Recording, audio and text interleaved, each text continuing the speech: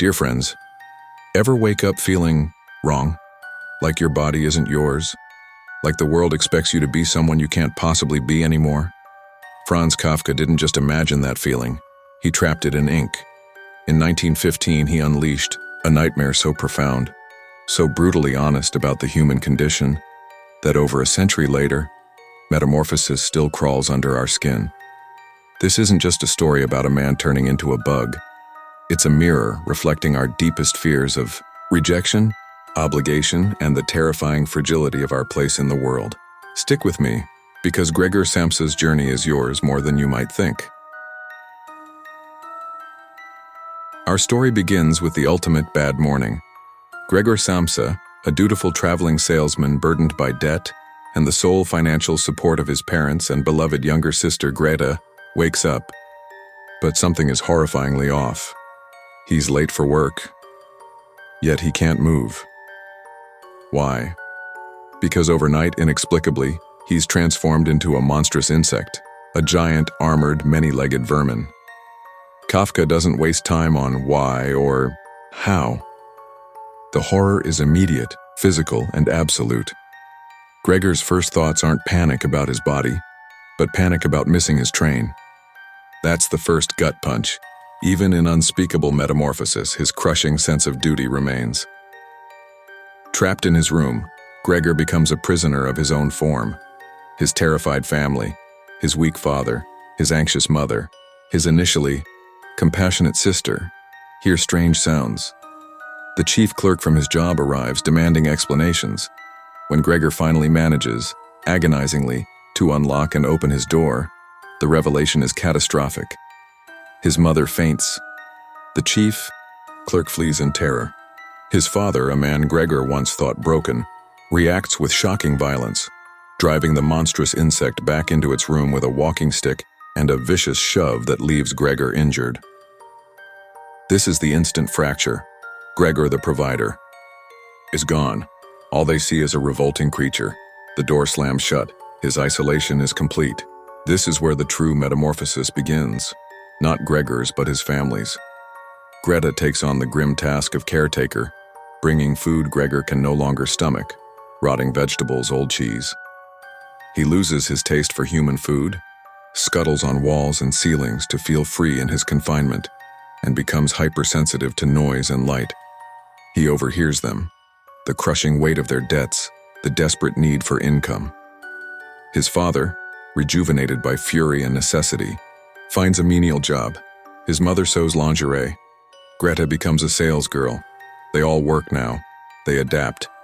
While Gregor decays in his increasingly filthy room, physically weakening, becoming less human in their eyes by the day. The burden shifts. Gregor's room fills with unwanted furniture, symbolizing his shrinking space in their lives and minds. The pivotal moment arrives when Greta plays her violin for the family's new lodgers. 3 demanding, disrespectful boarders they've taken in for money. Drawn by the beauty he once cherished, Gregor creeps out, yearning for connection. But his appearance shatters the moment. The boarders revolt, threatening to leave without paying. This is the final straw for his family. Greta, his last defender, makes the devastating declaration, "We must try to get rid of it." She calls Gregor it. The transformation in her is now complete. From compassion to cold pragmatism. The human connection is irrevocably severed. Gregor understands. He understands he has become nothing but a burden, a source of disgust and economic ruin. In a final act of love, or perhaps pure exhaustion, he stops eating. He starves himself to death. His last sensation? A profound sense of tenderness towards his family.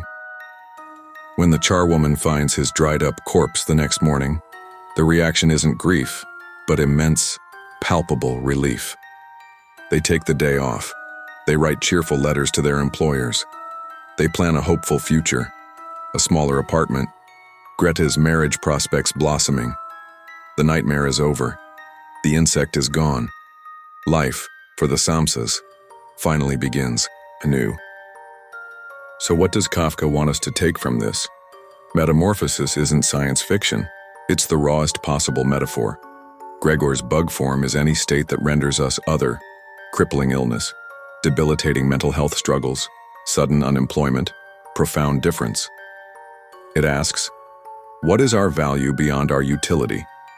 When we can no longer produce, conform, or look normal, does our humanity evaporate in the eyes of those we love? Kafka exposes the brutal calculus of survival. The family must adapt.